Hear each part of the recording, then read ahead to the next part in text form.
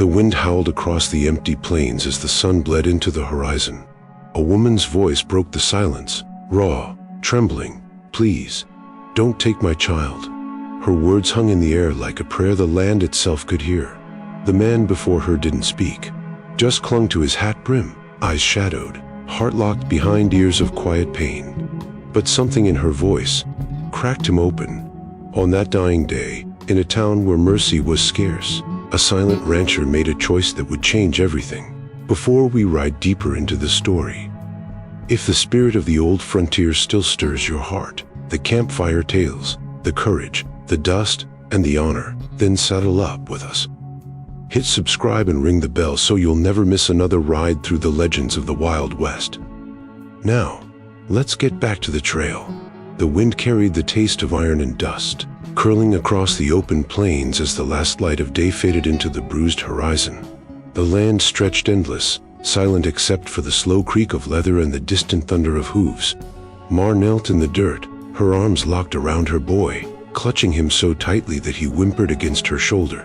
Her dress, once pale, was streaked with grit and blood. In the dim glow, she looked less like a mother and more like a creature cornered by the wild itself. The riders approached in a half circle, their silhouettes black against the bleeding sky, men wrapped in law's authority but driven by hunger for control. At their head rode Sheriff Pike, his silver badge glinting like mockery on his chest. He reined his horse sharply and nodded to his men. The hooves halted.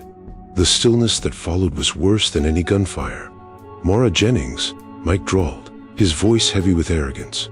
"The law says you owe land taxes. The law says the boy goes with us." Mara's breath came shallow, her chest shaking as she shook her head. "He's all I have. Please, don't take my child." The words tore from her throat like a wound reopening. Even the horses seemed to flinch. For a moment, it was only the wind answering her, sweeping across the prairie with a hollow whistle. And then came the crunch of boots, slow, deliberate. Elias Crane dismounted, his spurs cutting quiet sparks from the rocks beneath. His face was carved in shadow, unreadable, the brim of his hat casting darkness over eyes that had seen too much. Every man there watched him, waiting for his move. Once, Elias had been known for his fairness. Now he was a ghost of his former self, a rancher who spoke to no one and owed nothing to anyone. His silence was legend, his past, a rumor too painful to tell. The sheriff's voice cut through again. "Crane, you don't need to be here. This ain't your business." But the rancher didn't move. His gaze lingered on the trembling mother before him, the way she shielded her son's body with her own, her breath shuddering against the boy's hair. He saw not her face but another, his wife, feverish and fading in his arms years ago, whispering words that had never left him. "Don't let the world make you hard." The air thickened, heavy with a tension no man could name. The boy looked up then, mud streaking his cheeks, green eyes wide, uncomprehending. He wasn't crying anymore. He was just staring at Elias, searching him for something, mercy, maybe, a flicker of humanity. For a heartbeat, Elias felt it, the burn of life in his chest again. Pike leaned forward in his saddle, impatient. "We don't got time for stares, Crane. Move along." But Elias stayed. His horse shifted, snorting, sensing the shift in his master's breath. The llama grew restless. Mara's grip tightened, her fingers trembling against her son's back. Her voice dropped to a whisper meant only for Elias, though the wind carried it like a secret confession. "Please, help us." And that single word, help, cut deeper than any blade. Elias turned slightly, his jaw flexing, his silence louder than speech. He didn't reach for his gun. He didn't raise his voice. But in that stillness, something inside him broke free, the faint crack of conscience after years of burial. The sun sank completely behind the horizon, leaving only shadow and firelight. No one knew yet which side he'd choose. But the plains seemed to hold their breath, waiting for the man of silence to finally speak through action. Elias Crane sat tall in the saddle, his gloved hands tightening on the reins as the sheriff's man dragged the screaming boy from his mother's grasp. The child kicked and twisted, his small fists striking air, his voice hoarse with fear. "Mama," he cried, and the sound tore through the evening like a knife through cloth. The woman, Mara, fell to her knees, her fingers clawing at the dirt as though she could anchor herself to something solid in a world that had just turned to dust beneath her. Elias's horse, a scarred bay named Dagger, shifted uneasily beneath him, its muscles twitching as though it too could feel the wrongness in the air. The animal's ears flicked back, nostrils flaring, hooves digging into the earth. Elias studied the beast with a low murmur, but his voice was strained, almost foreign to his own ears. Around him, the lawmen muttered, some looking away, others sneering to mask discomfort. Orders are orders, one said, tossing the boy like a sack over a saddle. The sound of Mara's sob broke something fragile in the evening calm. Elias's jaw clenched. He told himself to stay still, to stay silent, as he always did. He was no savior, no hero. He'd buried that part of himself long ago, 6 feet deep alongside a wife and a daughter who died choking on fever while the doctor's wagon broke a wheel miles short of help. He had sworn then never to care again, never to let the world's cruelty touch him twice. But now, as he watched Mara crawl forward on her hands and knees, whispering her child's name through tears and dust, that vow began to crumble. Inside him, a memory stirred, his little girl's voice, faint, pleading, from another lifetime. "Papa, don't let them take me." He had been powerless then, just as he was now, but the memory burned through his ribs like a brand. The sheriff, Pike, spat into the dirt and barked for his men to move out. "The law's the law," he said, not looking at Mara. She should have thought of that before she stopped paying. The riders turned their horses, the boys' cries fading as they disappeared into the dying light. Mara's body shook as she pressed her forehead to the ground, silent now, beyond sound. Elias didn't move. His breath came shallow, his heart a hammer behind his ribs. The wind picked up, scattering the dust across his boots, filling the silence with whispers, voices of conscience he tried to bury. Dagger snorted again, jerking its head toward the direction the riders had gone, as if urging him to follow. "Easy, boy," Elias murmured, though his voice trembled. His gaze followed the trail, a thin snake of hoofprints leading into the canyon. He knew that road, knew where it ended. He could ride it blindfolded. And yet he sat there, unmoving, the weight of his own inaction pressing down like a physical thing. The sun slid lower, staining the horizon red. Mara's sobs quieted to a low, broken hum, the sound of a soul unraveling. Elias turned his head slightly toward her. For a heartbeat, their eyes met, hers wild with pain, his hollow but flickering with something half forgotten. It was gone in a moment, swallowed by the dying light, but it was enough. The rancher exhaled, long and slow, the sound of a man breaking under the strain of his own silence. He turned Dagger away and started for home, every hoofbeat echoing with the same thought. This isn't over. Red Hollow was a town that chewed through good people and spat out ghosts. It sat low between 2 ridges of scorched land, a place built on sweat, debt, and silence.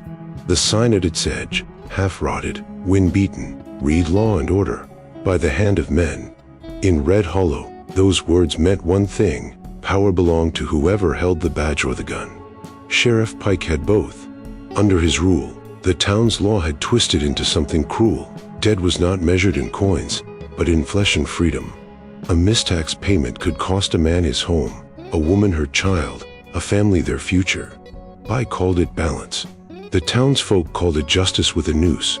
He'd come years ago with a silver star and a smile sharp enough to cut, promising to keep Red Hollow safe from thieves and raiders. But over time, Pike had become the very thing he'd sworn to protect them from. A thief in plain sight, stealing hope under the name of law. And no one dared to stand against him. No one, except once, a man named Elias Crane. The rancher's name carried a certain weight in Red Hollow. Folks spoke it in low tones over whiskey glasses, as though saying it too loud might summon the man himself. He owned a wide stretch of land west of the river, where the grass grew thin but the cattle grew strong. Years ago, he'd been a fighter, quick with a gun, quicker with his fists, but something had broken in him after the fever took his wife and daughter. Since then, he'd become the town's silent pillar, neither friend nor foe, a man who rode in for supplies, tipped his hat to no one, and left without a word.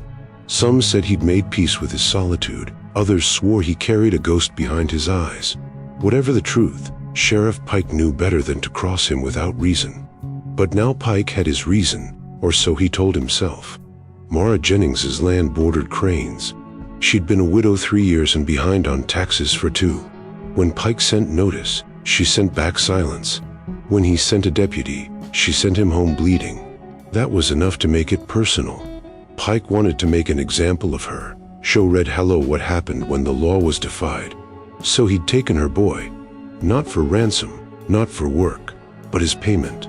Elias had watched it all, his silence mistaken for indifference. Now, as the sun sank over Red Hollow, that silence was turning into something else, pressure, quiet and dangerous, like the moment before thunder cracks. In town, folks gathered under the wooden awning of the general store, murmuring over what had happened. She should have just paid, one man said, eyes darting toward Pike's office. Law's the law, but another shook his head, his voice low. Law ain't supposed to be cruelty. And from somewhere near the back, an old woman whispered, if Crane was there, maybe the tide's turning. Still, fear kept their eyes down. No one challenged Pike's rule for long and lived easy after. Yet that night, as lamps flickered out one by one, there was a tension in the air, something unseen, coiling tighter by the hour. Because though Red Hollow's law was written by men like Pike, there were older laws too, laws of justice, of mercy, of the land itself. And the land was starting to remember the name Elias Crane. Mara's breath came in ragged bursts as the dust rose around her, stinging her eyes and filling her lungs with grit. But she didn't care. She could still hear her boy screaming, his small voice tearing through the wind as the riders tried to wrench him away. Mama, Mama, don't let them. The words struck her like bullets, each one heavier than the last. She threw herself forward again, her fingers clawing at the boot of the man who held her son. He cursed, driving the heel of his boot into her ribs, but she didn't let go. Pain exploded through her side, yet she only gasped, spat blood, and lunged again. The riders shouted for her to stand down, for her to stop making it harder, but the mother's will was iron. She dragged herself upright, hair matted to her face, her arms trembling but still reaching. One of Pike's men, a young deputy named Harlan, looked away, his grip faltering for a second as the boy twisted and bit his hand. Damn it, the man roared, shoving the child harder into the saddle. Mara lunged once more, catching the boy's boot, holding on until they yanked her away and threw her to the ground like a rag. She hit the dirt with a sickening thud, her head spinning, the world flashing white and red. But she rolled over, coughing, forcing her body upright again, screaming her son's name. The riders hesitated, watching her stumble forward, arms outstretched, her shadow along and trembling in the dying light. It wasn't bravery, it was desperation so pure it burned. Pike, sitting tall in his saddle, watched with a kind of cruel amusement. She learned, he muttered. They all do. But even as he said it, there was unease in the air. The woman didn't stop. Blood dripped from her lip, dust clung to her dress, and still she kept walking. Her voice had cracked into something unearthly, half prayer, half fury. You can take everything I own, she cried, but you'll never take him from me. The boy reached for her, tears streaking his cheeks, his small hand stretching toward hers, but the distance between them grew with every step of the horse. Mama. His voice cracked, desperate, frightened. That sound, that single cry, hit Elias Crane like a hammer to the chest. From where he sat, half in shadow, watching, he felt the air leave his lungs. That sound pulled him backward through time, through years of silence and grief, until he was kneeling again beside his own dying daughter, her fevered hand limp in his. Papa, don't go. The memory was sharp, merciless. He'd failed her then, helpless against the sickness, against fate. But this was no sickness. This was cruelty, man-made and deliberate. Elias's hand twitched near his revolver. He could end it right now. One shot in Pike's law would crumble. But he didn't move. His silence wasn't apathy. It was the war inside him, raging between the man he'd buried and the man the world had left behind. The riders began to move again, dragging the boy along, Mara stumbling after until the ground itself betrayed her. Her legs gave out, her body falling forward into the dust. She screamed until her voice broke, until it was nothing but air. Pike gave a nod, and his men rode off, leaving her there, bleeding, sobbing, but not broken. Elias watched her for a long moment, the wind swirling around him, his heart pounding like a drum of war. Somewhere deep inside, the silence cracked again, and though no one heard him speak, his thoughts were louder than thunder. This ends with me. That night, the plains were still except for the steady rhythm of hooves against the hard earth, a lonely sound swallowed by the whisper of wind sweeping through the sagebrush. Elias rode beneath a bruised sky, the moon half hidden behind thin clouds that stretched like torn cloth. Dagger's breath came out in slow, heavy bursts, steam curling into the cold air, but Elias didn't slow him. His mind was somewhere else, far behind him, back in the dust where a mother's cries still echoed, refusing to fade. Every hoofbeat seemed to drive the sound deeper into his chest, into that space he'd tried for years to keep empty. He reached his ranch as the horizon burned pale, a single lantern flickering on the porch. The house stood like a relic, wooden bones weathered and gray, windows black as forgotten eyes. He dismounted without a word, his movements heavy with exhaustion, and tied Dagger to the rail. The horse snorted softly, as if sensing his master's unrest. Inside, the air was cool and still. The smell of old wood and dust mixed with a faint scent of smoke from a dying fire. Elias removed his hat and laid it on the table, his fingers brushing against an old photograph lying beneath a thin layer of dust. The frame was worn, its edges chipped, but the faces within were untouched by time. A woman with gentle eyes and a smile that could calm storms, holding a baby swaddled in a blanket. His breath caught in his throat. For a long moment, he just stared. The silence pressed in around him, thick and suffocating, until the past began to stir like a ghost called home. He remembered that night years ago when the fever took hold, how he'd sat helpless beside his wife's bed as her skin burned and her voice faltered. He'd prayed then, not to God, but to anything that might listen. When dawn came, the fever broke, but so did she.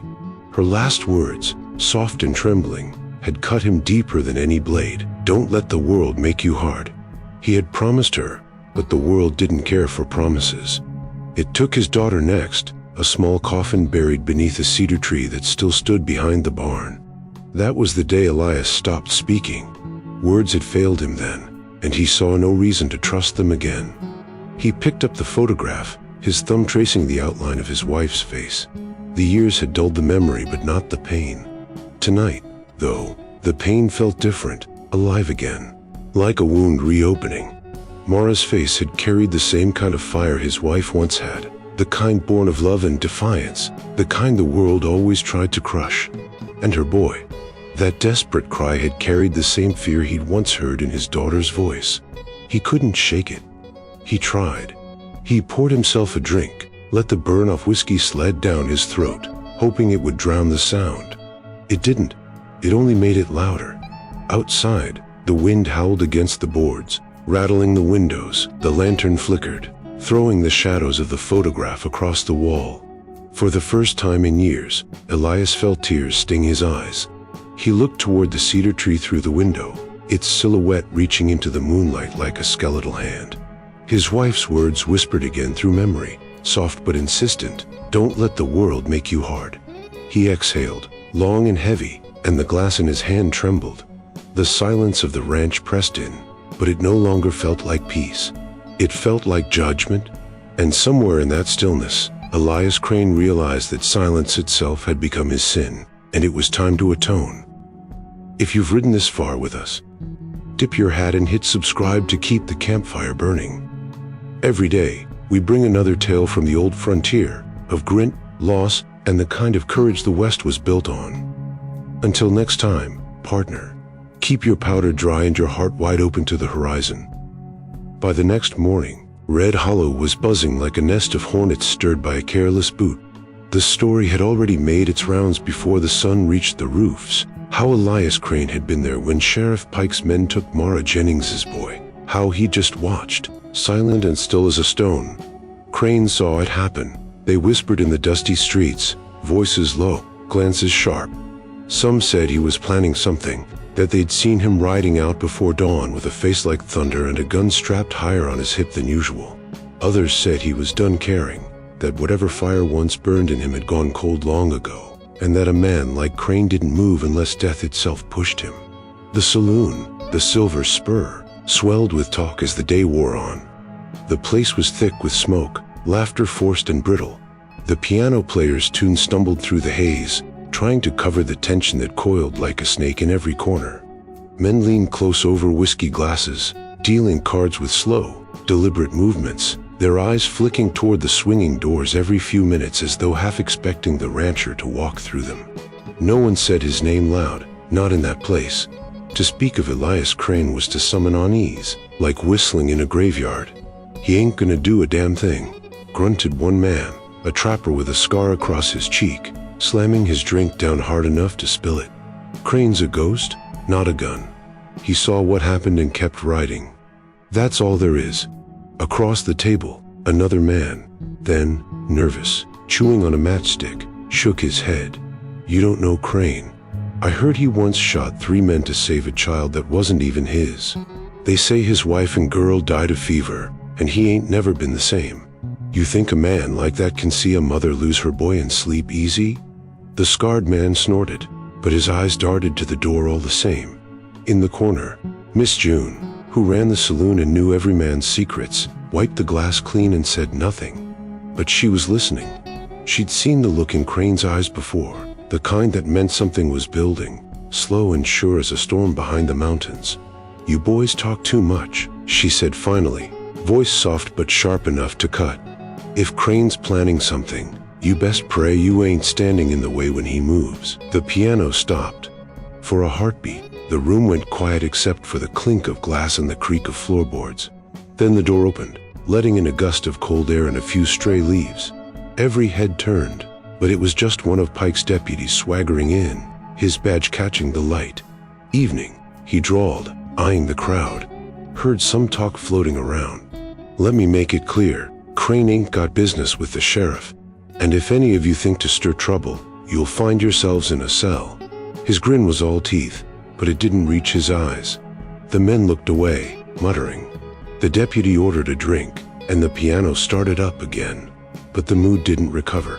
Outside, the wind howled down on the main street, stirring up dust and loose paper, carrying whispers from porch to porch, alley to alley. Even the dogs were quiet.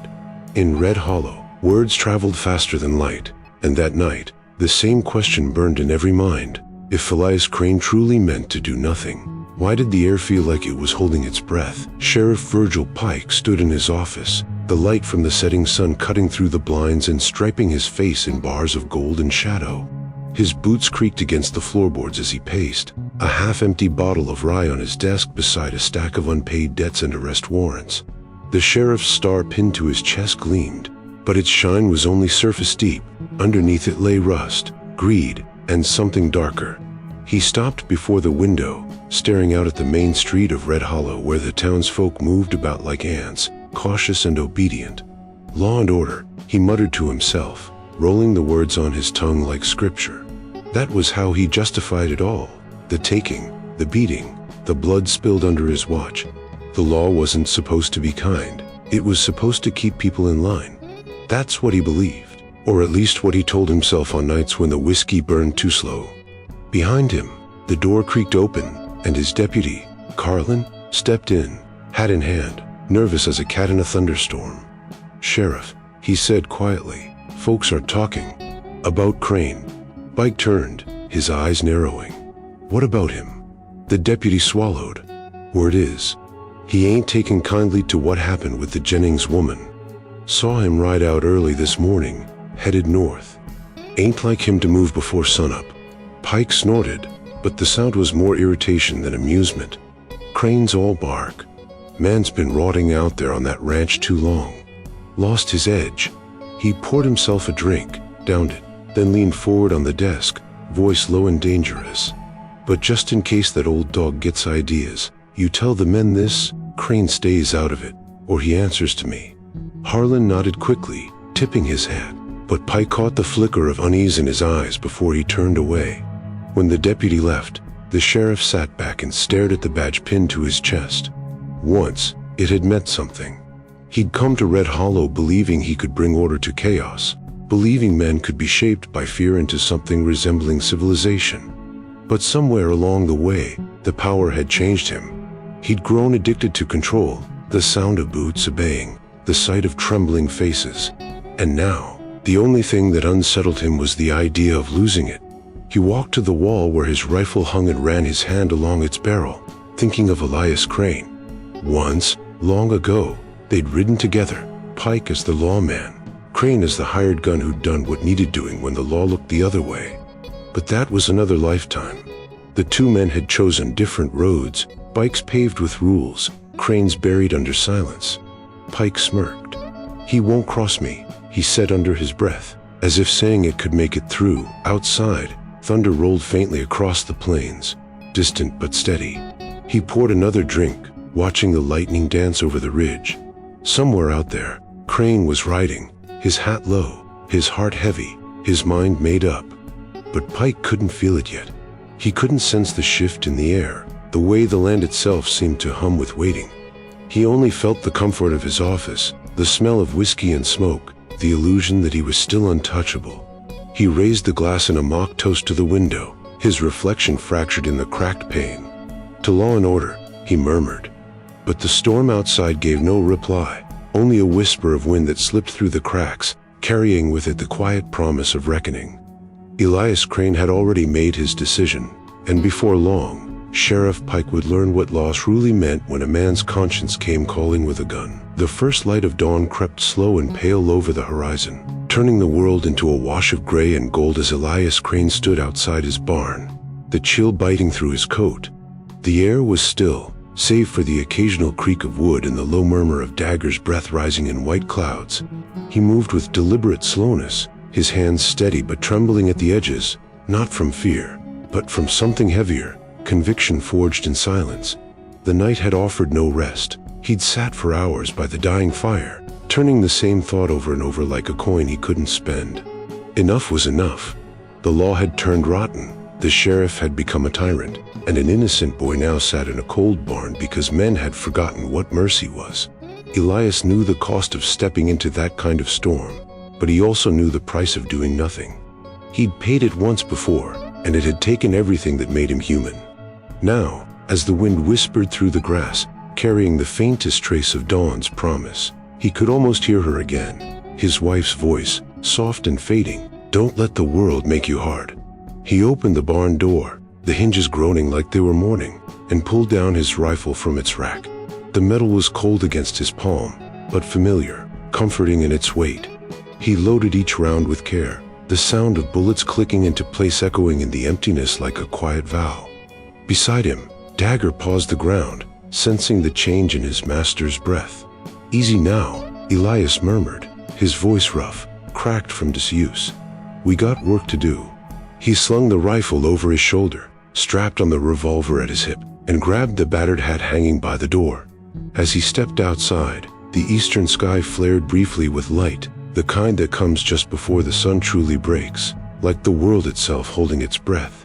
He mounted Dagger and turned toward the northern ridge, where the sheriff's holding barn stood like scars on the land. The air smelled of sage and rain, and in the quiet, he could almost hear her voice again, Mara's cry from that night. "Please, don't take my child." The words weren't sound anymore, they were feeling, carried in the wind, stitching themselves into the rhythm of his heartbeat. Dagger broke into a steady trot, hooves drumming the dry earth in time with the whisper of wind and memory. The ranch faded behind them, swallowed by mist and distance, until all that was left was the trail winding through the canyons and the slow climb of the sun behind them. Elias's thoughts were sharp and cold as steel. He didn't think about what he'd do if Pike's men were waiting, or if the law turned its barrel toward him. He didn't think about death or consequence. He only thought of the boy, the wide, terrified eyes, the way his small hand had reached out through the dust, and the sound of his mother breaking in half before him. That memory burned brighter than any sunrise. The land opened up before him, endless and wild, the wind ripping at his coat, tugging at the brim of his hat. For the first time in years, he felt alive, not the hollow kind of living that came with surviving, but something fierce, something righteous. The sun finally breached the horizon, washing him in light, and for a fleeting moment, the ghost of his wife's smile seemed to ride beside him in the glow. Elias Crane didn't look back. He pressed his heels to Dagger's sides, and together they rode into the dawn, toward justice, toward danger, toward the only thing that still mattered in a world gone cruel: redemption. The sky hung low and bruised as Elias Crane rolled into the valley, where the sheriff's holding barn squatted like dark wounds on the land. The light was strange there, neither day nor night, just a dim, heavy stillness that felt like the world itself was waiting to see what he would do. Dagger's hoof sank into the soft earth, muffled against the damp ground, and the only sound was the whisper of wind through the brittle grass. The barn stood ahead, timber warped, paint long gone. The sheriff's insignia scrolled across the front door like a brand of cruelty. Elias slowed his horse, dismounted silently, and took a long look at the place. He could see faint movement near the entrance, 2 guards, half awake, smoking and muttering about the cold. One leaned against the post, his rifle dangling lazy in his grip. The other kicked at the dirt, bored and unaware of what was coming. Elias took a breath, steady, measured, and raised his rifle. The metal was an extension of him, an old companion that had waited years for purpose. His finger curled on the trigger, and in that heartbeat, the world narrowed to a single point of focus. Then came the sound, one sharp crack that tore through the morning like thunder. The first man dropped before he could even gasp, the cigarette still burning between his fingers. The second spun in shock, his hand flying to his gun. But Elias was already moving. His rifle barked once more, the echo rolling off the canyon walls until it was swallowed by silence. Smoke curled from the barrel, lazy and pale, drifting into the gray dawn. Dagger whinnied softly behind him, uneasy, but Elias's gaze never wavered. He walked forward, boots crunching against the scattered straw and gravel, the smell of gunpowder thick in the air. The barn door creaked as he pushed it open, the hinges crying like an old wound reopening. Inside, it was dim and cold. The stench of neglect hung heavy: hay, sweat, rust. Sunlight filtered through cracks in the wood, slicing the gloom into thin, trembling lines. And there, huddled in the corner on a pile of dirty straw, was the boy.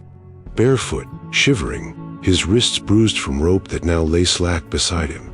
When the door opened, he flinched, small arms rising as if to shield himself from another blow. But Elias didn't move closer at first. He just stood there, framed in the faint light, the smoke from his rifle still ghosting in the air. His eyes softened, barely, but it was enough. Slowly, he lowered the rifle, leaned in against the wall, and stepped forward until he was close enough for the boy to see his face. No words passed between them. None were needed. Elias went down on one knee, his movements slow, deliberate, like approaching a frightened colt. The boy's breathing hitched, but he didn't pull away. His wide eyes, rimmed red from crying, met Elias's, searching, uncertain, but hopeful in that instinctive way children can sense safety. Elias gave a small nod. It was all he could offer, but it carried weight. The boy's shoulders eased. He looked toward the door, then back to Elias, and for the first time in days, the child didn't tremble. Outside, a crow called somewhere in the distance, its cry long and hollow. Elias reached out a hand, and after a pause, the boy took it. His small, dirt-streaked fingers wrapped around the rancher's rough palm, and that single touch sealed a silent promise between them, one forged not in words, but in pain, duty, and something close to grace. Elias rose, pulling the boy gently to his feet, and together they stepped into the light of a world that had forgotten mercy. Behind them, the barn door creaked shut, and for the first time in years, Elias Crane felt the faint, trembling spark of purpose flicker alive within him again. The plains were a sea of silver and ash beneath the rising wind as Elias Crane urged Dagger forward, the horse's muscles straining, hooves drumming a desperate rhythm against the hard-packed earth. The boy clung to him beneath his long coat, face pressed against his chest, small fingers knotted in the fabric like lifelines. Behind them, the sound of pursuit thundered through the canyons, distant at first, then closer, a growing storm of hooves, shouts, and fury. The riders were Sheriff Pike's men, and they were coming fast, the law pounding after them like vengeance on horseback. Elias didn't look back. He didn't need to. He could feel them in the air, taste the grit of their dust on his tongue. Every breath seared his lungs, but his mind stayed sharp, calculating every ridge and rise, every bend in the canyon that could hide him or trap him. The land was his ally, but it was merciless. He knew these canyons like the lines on his own hands, yet even here, safety was a fleeting thing. The morning light broke in shards through the red rock, painting everything in gold and blood. The boy shifted against him, voice trembling. Are they gonna catch us? Elias didn't answer right away. Words had never been his gift. He just tightened his grip on the reins, jaw set, eyes fixed ahead. Not if I can help it, he said finally, his voice low, steady as the ground beneath him. The wind whipped the words away, but the boy seemed to draw strength from the tone. Behind them, the rider's voices echoed off the canyon walls, orders barked, curses flung. The sound bounced through the ravines, making it impossible to tell how close they truly were. Elias veered left, down a narrow pass lined with sage and thorn brush, dagger leaping over dry creek beds, muscles rippling beneath sweat-slick hide. The horse was strong, but no beast could outrun exhaustion forever. Elias glanced back once and saw the dust rising, a pale serpent twisting through the canyon's throat. Pike's men were relentless, and he knew what they'd do if they caught them.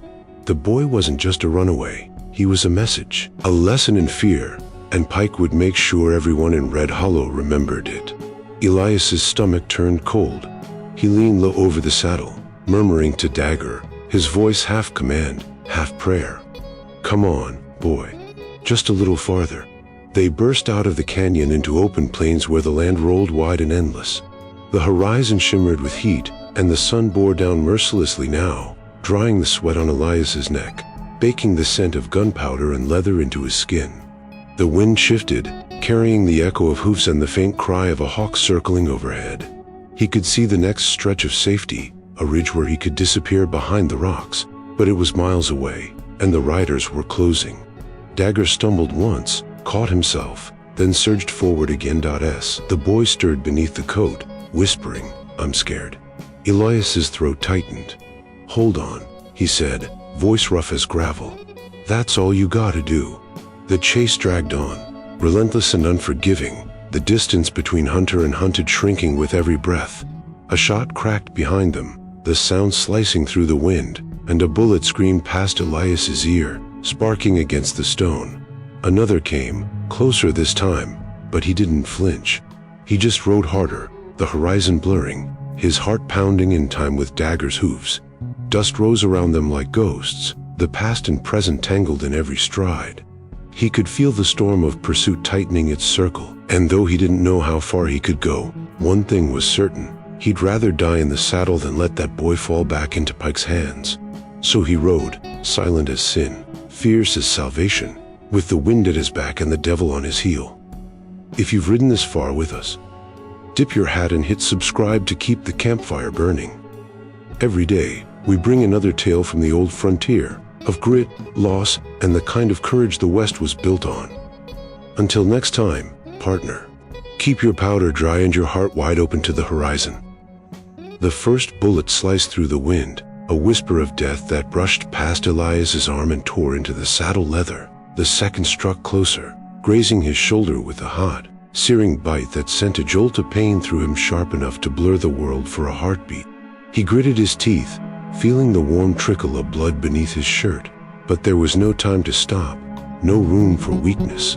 The boy clung to him tighter, trembling, his small fingers digging into Elias's coat.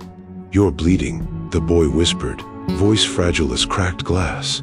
Elias didn't answer. The pain didn't matter, not compared to the memory clawing its way up from the dark corners of his mind. The sound of coughing filled his head, faint at first, then louder, echoing against the canyon walls like ghosts calling his name.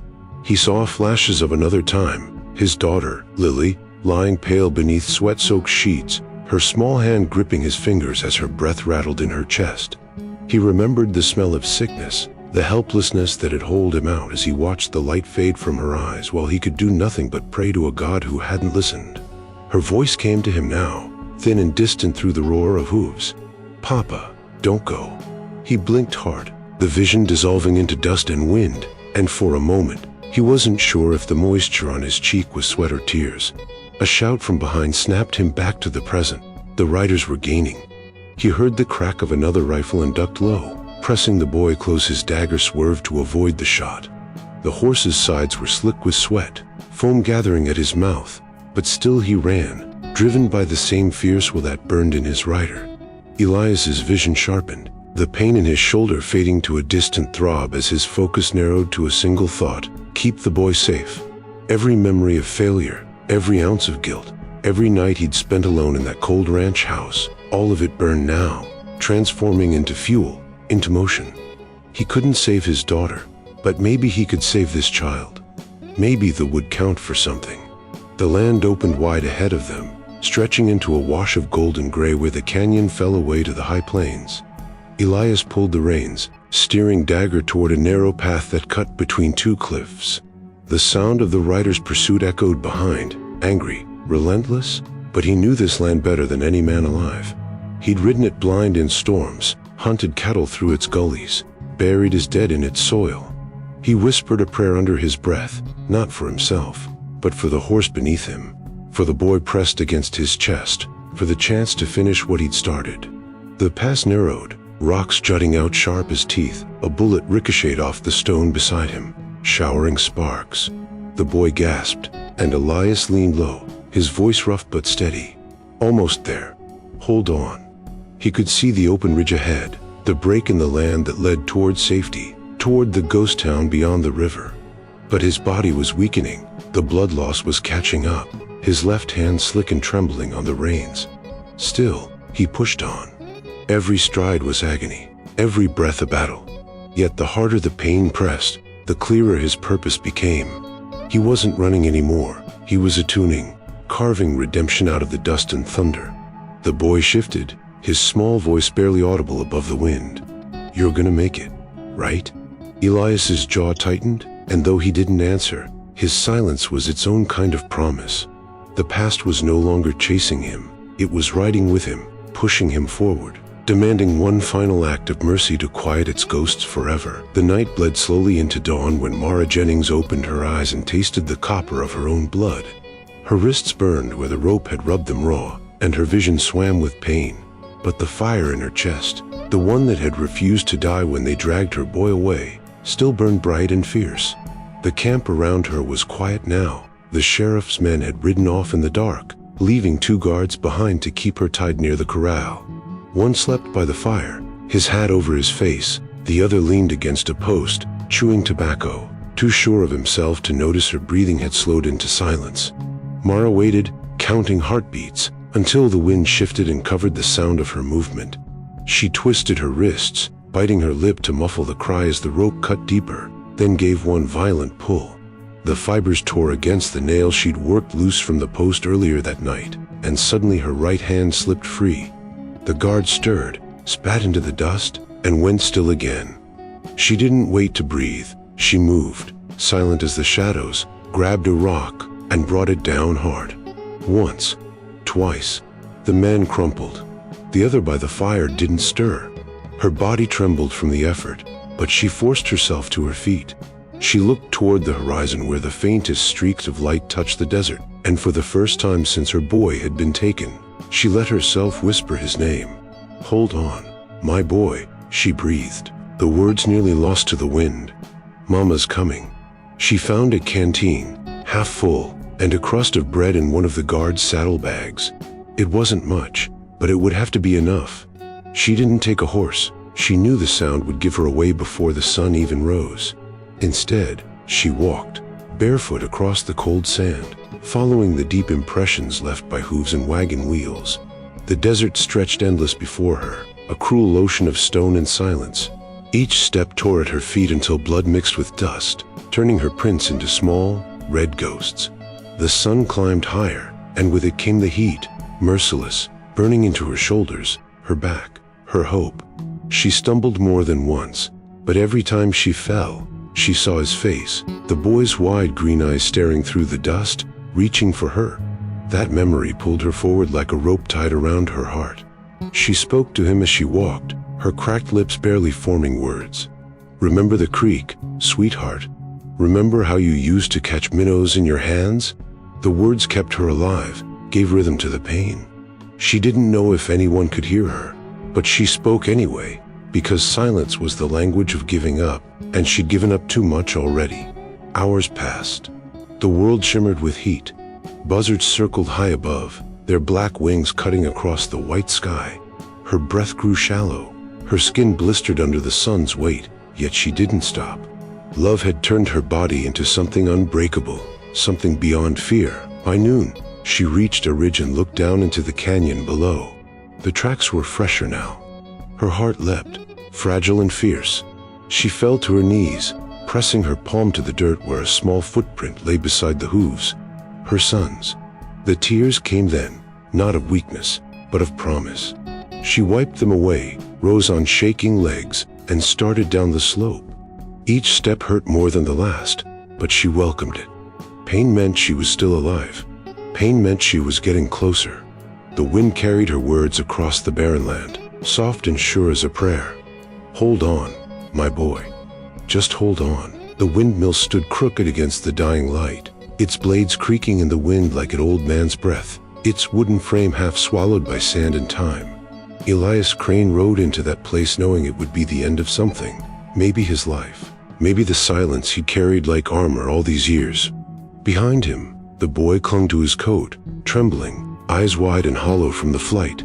Elias dismounted slowly, every movement deliberate, measured. He lifted the boy down and crouched before him, his face grim but calm, his voice low and rough from disuse. "Stay inside," he said, nodding toward the windmill's shadowed interior. The boy hesitated, gripping his sleeve, but Elias placed a hand on his shoulder, steady, reassuring, and the boy understood. He ran inside, disappearing behind the cracked boards. The moment the wind swallowed the sound of his small footsteps, Elias turned toward the horizon. Dust clouds rolled toward him like a tide, shimmering under the orange sky. He could hear them now, the sheriff's riders, dozens of hooves drumming across the earth, the angry thunder of men who thought justice was something they could own. Elias checked his rifle, fingers sure despite the dried blood on his sleeve, then drew his revolver and loaded the final round with a slow click that echoed louder than thunder in his chest. He didn't take cover. He didn't run. He simply stood in the open, a solitary figure of worn leather and resolve, waiting. The first of Pike's men crested the ridge, shouting curses, rifles raised. Elias lifted his gun and fired once, clean and precise. The man dropped from his saddle before the echo faded. Chaos followed, a flurry of movement, shouts, hoofs skidding in dust. Elias moved like a shadow, shifting between the old water trough and the wheelhouse, every shot a statement. He wasn't killing for revenge. He was carving something older, something purer, balance. Men fell, one by one, until the air stank of gunpowder and sweat, and the canyon's echo was nothing but the sound of the wind scraping over stone. When the smoke began to clear, Pike's voice carried across the space, steady, cruel, certain. "You think this changes anything, Crane? You're just one man against the law." He appeared from the haze, Paul in the saddle, badge glinting like a lie under the fading sun. Elias stepped forward, blood soaking through his sleeve, his breath shallow but unwavering. "Law," he said, his voice hoarse but strong, the first word he'd spoken in years, "ain't supposed to mean taking from good people." Pike dismounted slowly, smirking, his hand resting casually on his gun. "World doesn't care about good, Crane. It cares about who's left standing." Elias stared at him, silent for a long moment, then shook his head once, like a man settling a debt. "Then I reckon it's time someone stood for the ones who couldn't." The sheriff laughed, short, cold, and went for his weapon. But Elias was faster. The sound of the final shot cracked through the canyon like the earth itself had spoken. Pike staggered back, disbelief clouding his eyes, then fell into the dust without a word. The silence that followed was thick and endless. Elias stood still, gun smoking in his hand, the windmill creaking above him as if marking time for the dead. He dropped to one knee, the strength leaving him in waves, and looked toward the windmill where the boy peeked through a gap in the boards, tears streaking his dirt-stained face. Elias gave a faint nod, one last assurance that it was over, and then, with the last of the light fading from his eyes, he whispered the words his wife once told him, "Don't let the world make you hard." The wind carried them away, and silence claimed the plains once more. The first rays of dawn stretched thin over the plains as Mara stumbled through the canyon, her breath sallow, her body nearly spent. Her feet were torn and bloodied from miles of unforgiving rock, her dress ripped to tatters, but she didn't stop. She couldn't. Every step was pulled forward by instinct, by love, by the faint whisper that somewhere ahead, her boy was still alive. The wind carried the smell of gunpowder, sharp and bitter, and it drew her faster, her heart hammering in her chest.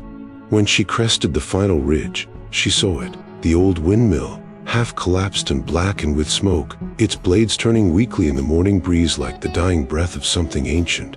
The ground below was scarred with chaos, hoofprints, shell casings, bodies strewn like discarded shadows. Her stomach turned, but she forced herself to look, her eyes searching, desperate. And then she saw them. Near the base of the windmill, half buried in dust, lay a man and a boy. The boy was still, his small frame curled beside the rancher's body, wrapped in a tattered coat far too big for him. For a heartbeat, Mara couldn't move. The sight of them froze her where she stood, the world narrowing to that single point of stillness.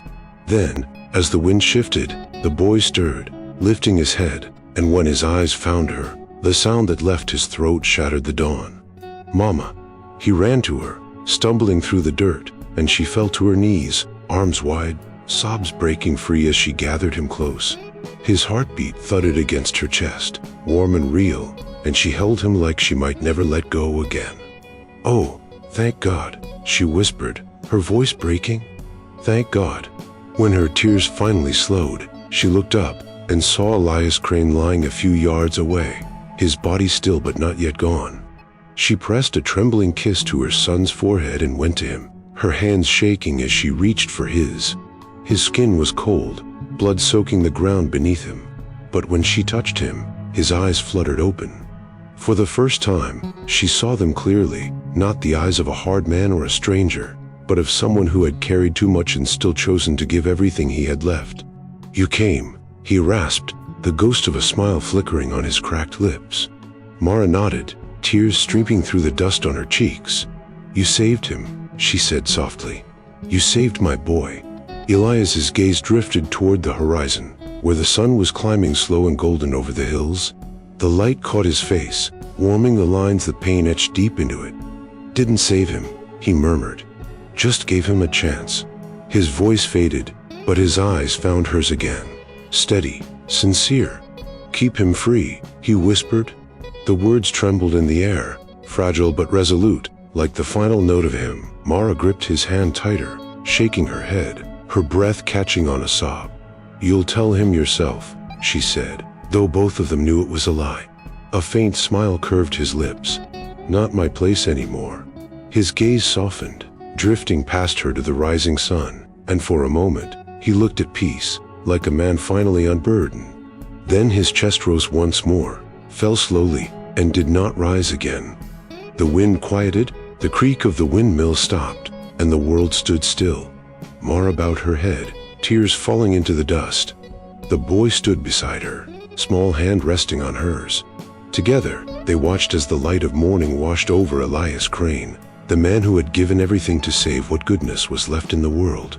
The sun touched his face, and in that light, he looked almost alive, like a man who had finally found his way home. The years rolled over the plains like waves of dust and time, softening the scars but never erasing them. The windmill was long gone now, its splintered remains swallowed by the grass, but the land still remembered the echoes of hoofbeats, the gunfire that once cracked through its silence, the courage that had changed its soul. A lone rider moved across that land now, his silhouette framed by the mold and gold of a setting sun. The horse beneath him was dark and steady, its gait unhurried, its rhythm sure, carrying him through the same canyons where a mother had once wept and a rancher had once made his final stand.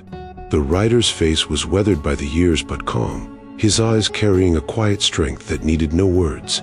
He was no longer the frightened boy who had clung to Elias Crane's coat in terror. He was a man now, forged by memory and mercy. His name was Samuel Jennings, and though he bore his mother's name, he carried another man's spirit in his blood. As he crested the ridge where the plains opened wide, the wind shifted, and he saw it, the ranch. The house was rebuilt, small and simple, its walls bright against the red of the earth. Beyond it stood a lone cedar tree, old and proud, its roots sunk deep into the ground. Samuel dismounted, boots crunching softly against the soil, and walked toward the grave that lay beneath its shade. The marker was plain, no ornament, no flowers, just a slab of stone carved by a steady hand. The inscription read, "Elias Crane, he chose mercy." Samuel knelt before it, removing his hat, his fingers brushing over the worn letters. For a long time, he said nothing. The wind filled the silence for him, carrying the scent of rain and earth, whispering through the grass like a voice from another world. He closed his eyes and saw flashes of the past, the gunfire, the dust, the man who had stood between him and death. Elias's voice, rough but kind, still echoed in his memory, "Keep him free." Samuel had lived by those words. He'd rebuilt the ranch not for himself but for what it stood for, a place where no man's worth was measured by what he owned, where mercy wasn't weakness but strength. The town of Red Hollow had changed too. Sheriff Pike's name had been buried with the rest of the old law, and though new men had taken his badge, none carried his shadow. Folks spoke of Elias Crane sometimes, half legend, half prayer, the silent rancher who broke the law to uphold something greater. Samuel smiled faintly at the thought, then looked toward the horizon, where the sun melted into gold and blood. The land was quieter now, healed in places, scarred in others, but alive. He rose, setting his hat back on his head, and looked down one last time at the grave. "You kept your promise," he said softly, "and I'll keep mine." He mounted his horse, turning it toward the open plains. The wind rose around him, rustling the grass in waves that shimmered like memory. The camera would follow him as he rode into the distance, his figure shrinking until it became part of the land itself, another story written in dust and sunlight. And as the scene faded, the voiceover, low and steady, would carry across the screen like a final breath. "When the world asks for silence, would you speak for what's right?" The wind answered with a whisper, the horizon swallowing the last trace of the writer, leaving behind only the endless song of the plains and the echo of a man who had chosen mercy over silence. If this story stirred a memory or two, saddle up with us again. Hit subscribe and help keep these old frontier tales alive. Out here, every name, every trail, every sunset still matters. So till we meet again, friend, keep your hat tipped to the past and your heart pointer west.